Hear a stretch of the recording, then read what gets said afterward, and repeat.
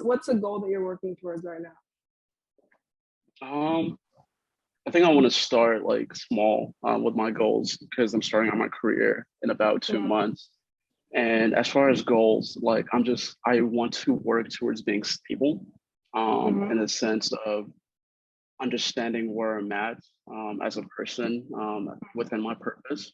But beyond that, understanding where I want to go in the future. So my goal right now is to find stability, uh, especially this summer as I work towards actually starting a job. So Yeah. I've been working towards that. Yeah, you can do anything you set your mind to. Sometimes the right path is not the easiest one. You're gonna go far.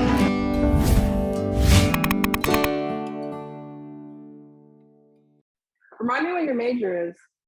So I was a business analytics major. All So the right. way I usually describe it is I do Excel and a little bit of coding here and there. Okay, awesome. I'm computer science, so I know a little bit about coding. Not too Now, much right see, now. you actually do the hard stuff. We did the easy stuff, and we got out with a degree. So Yeah, I we're mean, definitely I there. hear it's still pretty rough.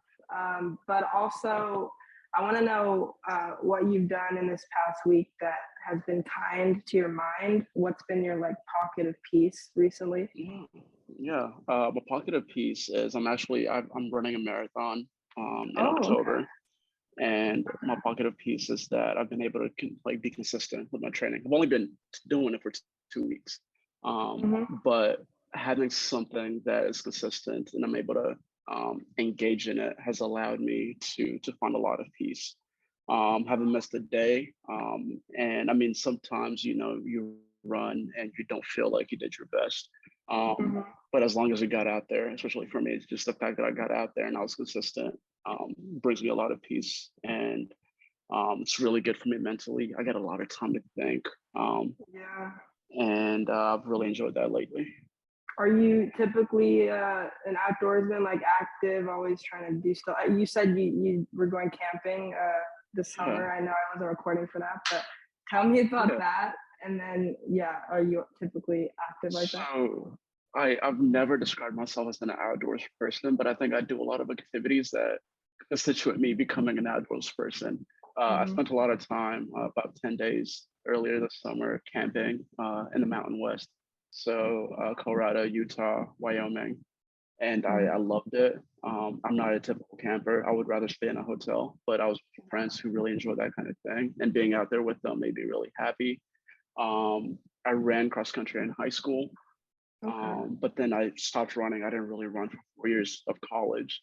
And so Oh, my training now, I'm really out of shape as far as compared to where I was in high school. mm-hmm. But at the same time, I remember each time that I do it, why I loved it so much in the first place.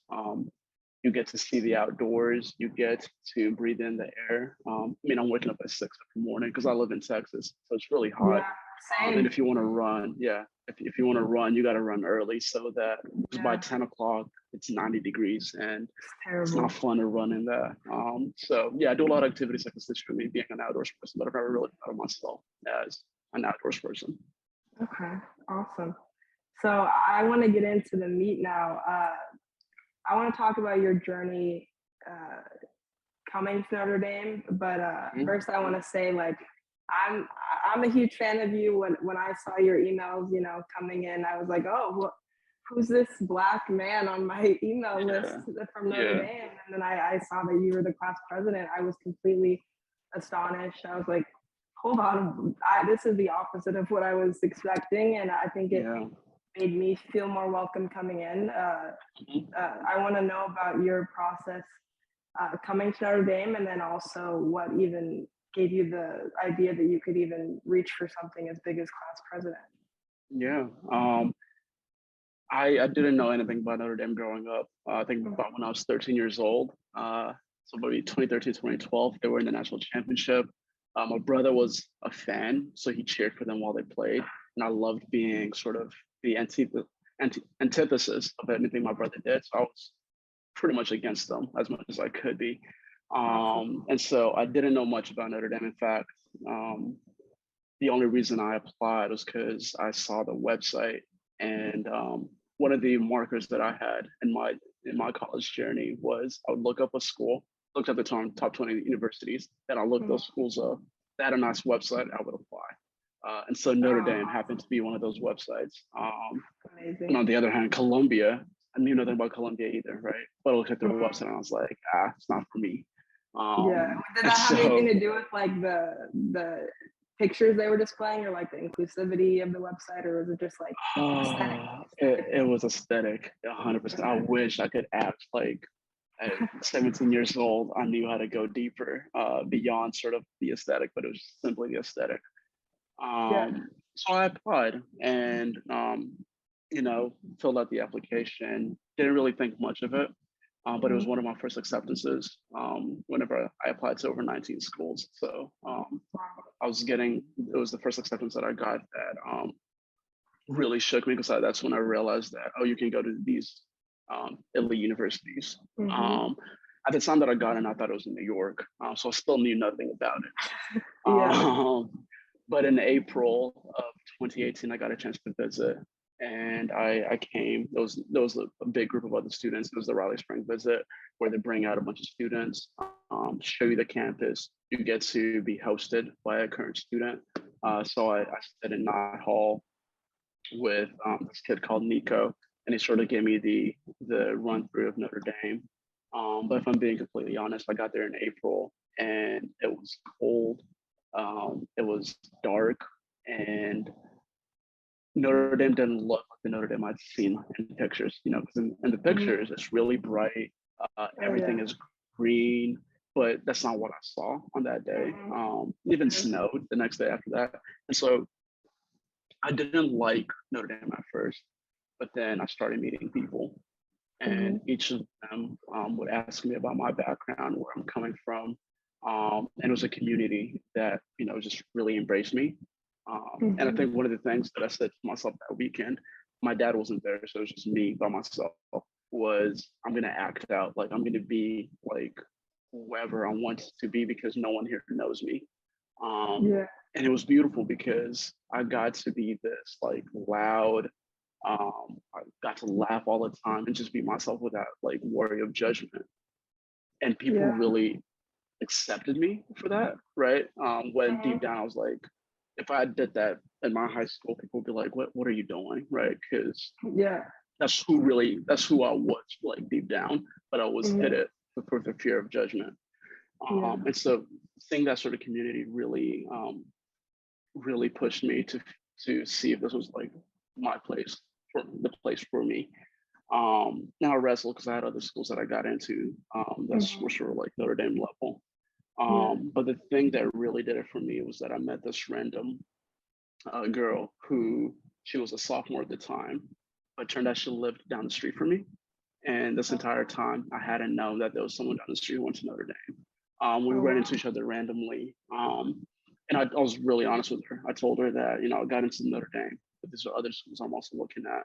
One of those schools I was looking at was Texas A&M, because I bleed maroon deep down. And I really was wrestling between Notre Dame and Texas A&M.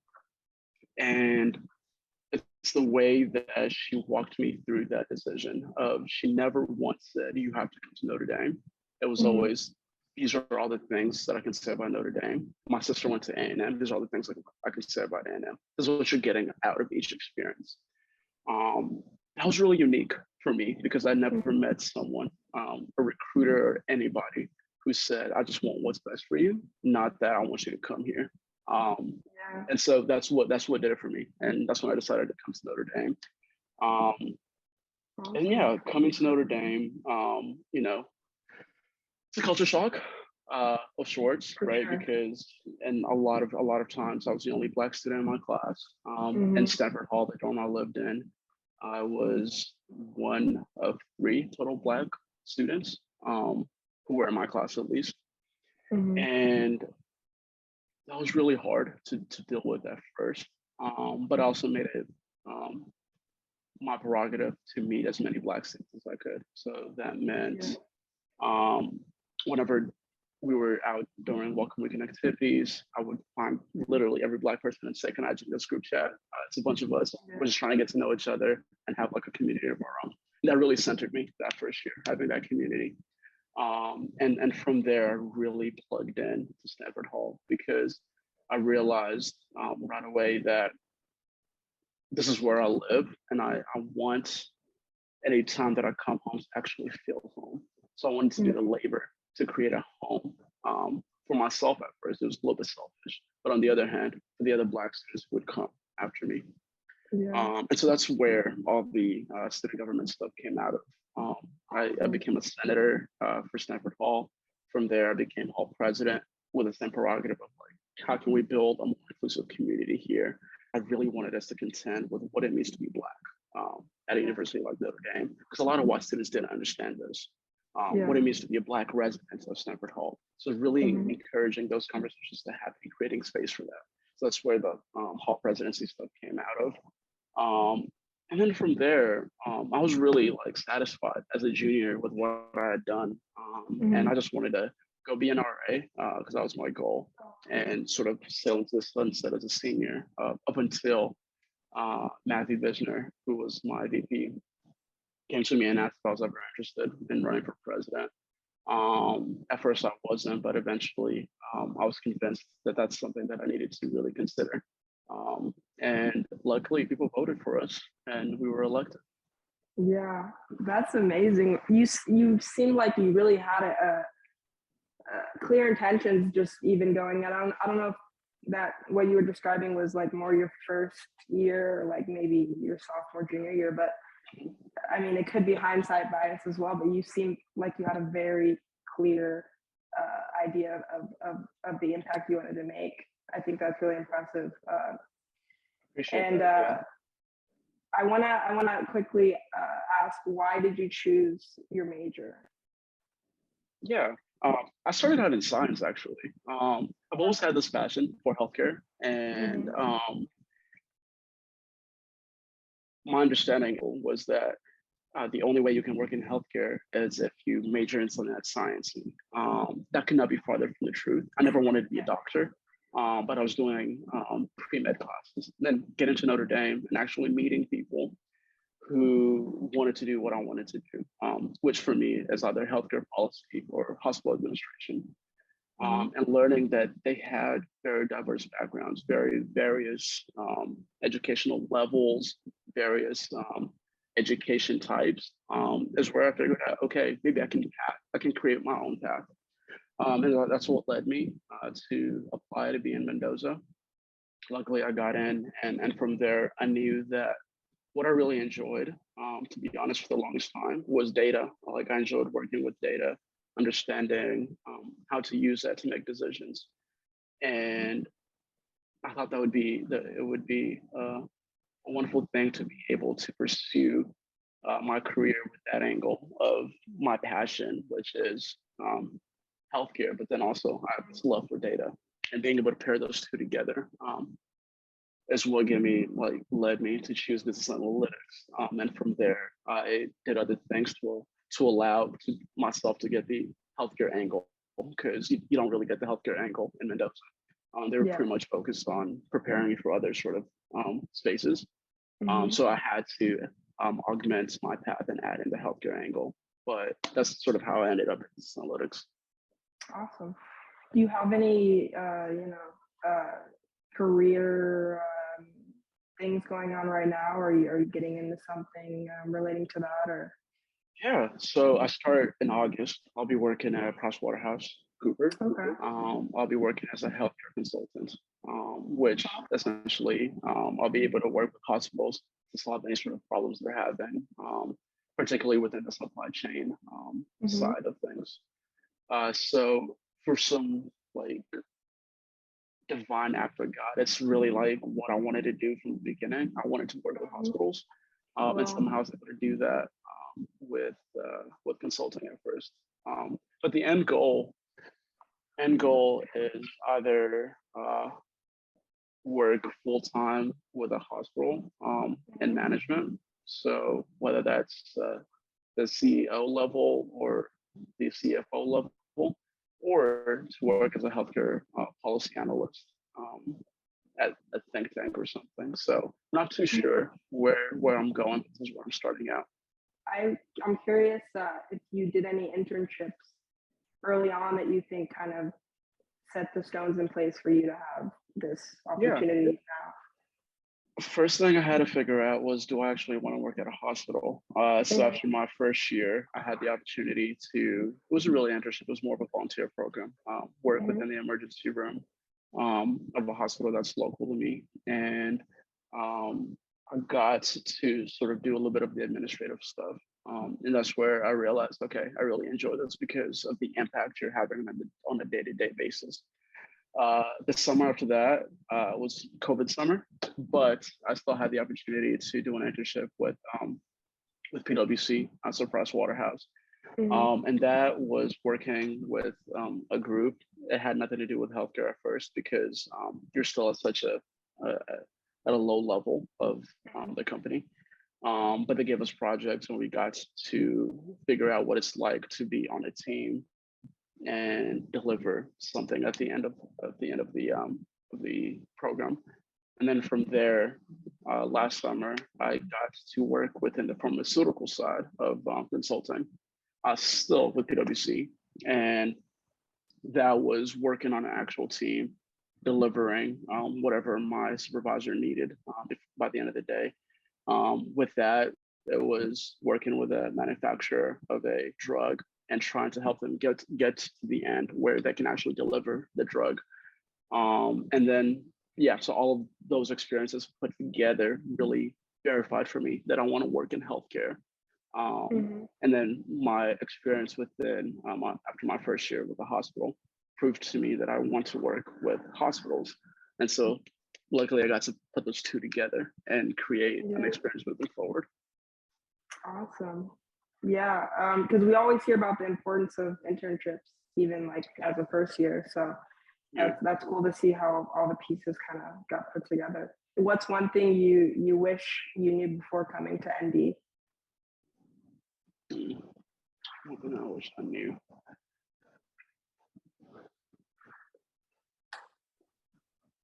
I wish I knew that you can sort of study anything and do anything, right? And so I'm happy that I studied business analytics, but I think some of that comes with job security and feeling like, oh, there's a job at the other end of this. But it would have been amazing to study something like history, something like political science, American studies.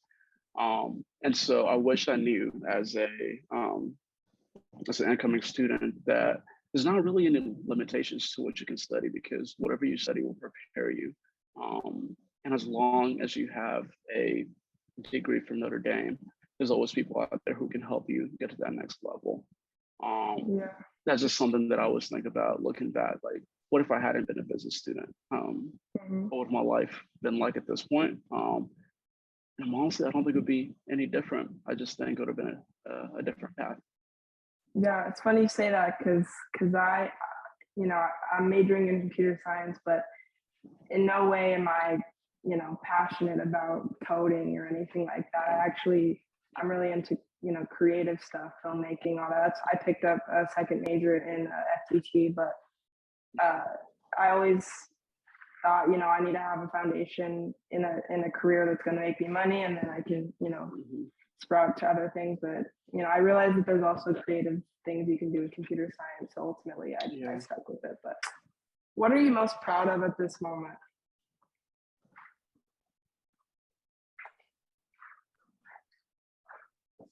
This is such like a I know. No, my answer is going to seem a little bit shallow to me, Go for at it. least. No judgment here. But I am proud of like the work we were able to do with student government, most particularly being able to secure MLK Day as a fully observed holiday at the university. That work doesn't happen without people like Eliza or Cassidy, people who were really passionate about this. And I only got to sort of jump on the ongoing work. But I'm very proud of that because I think that's going to be a continuing legacy of sort of student government moving forward, because it really shows I think people doubt that student government can actually have any impact. Mhm. And I think that's something tangible to show that student government does have impact. But even beyond that, I think for, countless students who are going to have that day to reflect on history and the legacy of Dr. King, I think that's a foundational experience, and I'm so happy that people get to have that. I think that's something I'm really proud of, sort of as I stand right now. Mhm. And hopefully, that's not like a thing I'm proud of for the rest of my life. Hopefully, there's more things Yeah. to pick up on, but that's where I'm at right now. Yeah, it's crazy to see that there's like changes like that to be made at Notre Dame, like that wasn't a thing. And I'm sure, there's things that we're not even thinking about that are going to seem like monumental changes also. Yeah, Um, yeah. I wanna ask you, if you have any, what are your keys to success at this point? I know you're so young, you just graduated, but what would you say are things that you think guided you to be in a successful position? Yeah. I think I'm going to limit myself to three things. First thing is be curious. Sort of do not limit your curiosity. Mhm. Figure out what it is that you're passionate about, what you love, what you enjoy, and dig deeper to understanding and enjoy those things more. The next one is don't take yourself too seriously. Mhm. I think there's an element of toxicity when we think about chasing success, Yeah. which is this grind mindset where you are on 24/7, you're never resting. But rest is so important. And relaxing and being with people you care and love is so important. So don't take yourself too seriously. Like make sure you enjoy the journey and the people that are around you. The last thing is stay humble. I think I can credit my success to so many other people who cared for me, people who prayed for me, people who walked with me. And there's a sort of humility that comes with that when you realize that success is not um, a one man road or one woman road. It's a Mhm. thing that takes so many people walking and pushing you to be a better person.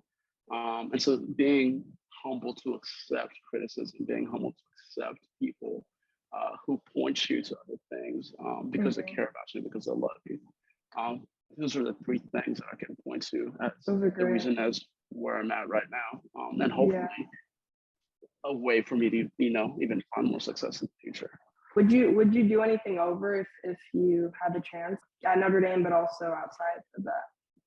Yeah, I don't think so. And the reason that I say that is because all those things that have happened in the past are what, have made me who I am today. Mhm. And I understandably love who I am and the person that I am. And because of that, I think That's the right if answer. anything, yeah, if anything, moving forward, I might take some different steps, right? Mhm. Maybe I won't be too quick to judge someone, or maybe I won't be quick to brush something off. Mhm. Um, but as far as looking at the past, no, I don't think I'll change anything. Awesome. I got three more questions for you. Um, Yeah.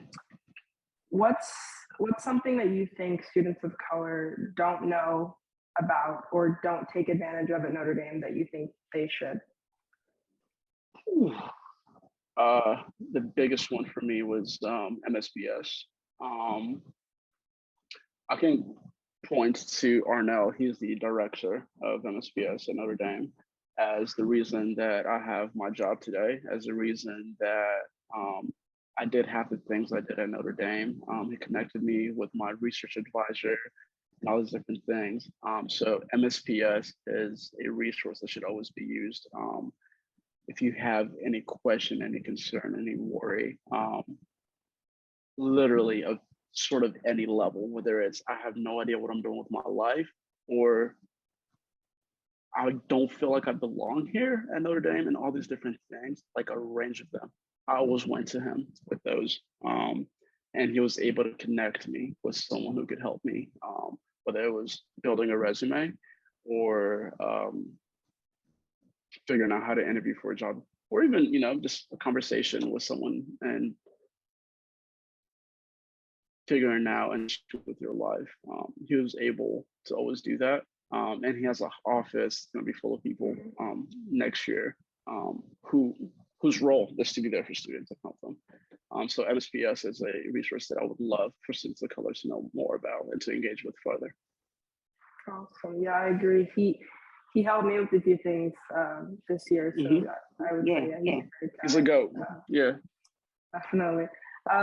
So I know we kind of touched on this, but do you have any other post-grad plans outside of that career opportunity that you have? Yeah, I loved how I was able to plug into the Notre Dame community. So the way I did that was student government and Stanford Hall. One of my goals for the next year, I know we talked about goals already, is to plug in to the community I'm a part of here. I live in Arlington, Texas, which is about 35 minutes away from Dallas with no traffic. And I want to really plug into this community. I don't know what that looks like. It might be work with a nonprofit, it might be local politics, it might be, goes to public library more. But that's what I'm really excited about this next phase of life, where I want to be more than a resident of this community. Like, I want to be engaged, meet more people, and see how I can have a positive impact in this community. Yeah, you already had a great starter pack being in such a big leadership role at Notre Dame, so I'm sure you have a good outline for making change in your own community. Hopefully, I appreciate that. Yeah. So my last question is what would you tell the freshman version of yourself today? That kid was so stressed. I tell him, it's okay. You're gonna make it to the end. I remember one of my biggest fears was that I wouldn't graduate, because there was a point where my grades were terrible. I wasn't able to understand anything a professor would tell me. I would go to office hours, I still wouldn't get it. And I would have these moments where I would really doubt whether I'd make it to the end. So being able to pull that kid aside and tell him, hey, you're gonna make it to the end. It's okay. You're gonna figure this out. It just takes a little bit of time. Is what I would tell myself. I'd tell that to any sort of first year coming in. It's gonna be hard. Like, I think the first year is actually usually the hardest. And I don't know if you can testify to that after your first year, but I'd want to tell them that, it gets better. You're gonna find your people, and you're gonna make it to the end, and you're gonna look back and you're gonna be like, I have no idea how I got here, but I'm so grateful that I did. But yeah, that's what I would say. Thanks for being humble enough to say that, because a lot of people will be at the end of the road and be like, it wasn't that hard. I made it happen. So it really wasn't that hard. But yeah, thank you for sharing that and all the wisdom you gave me today. I really appreciate it. And I wish you all the success in your post-grad plan. Yeah, and I wish you all the success in your next 3 years. I'm really excited to see what you do, and I'm excited to listen to this podcast more. So thank you so much.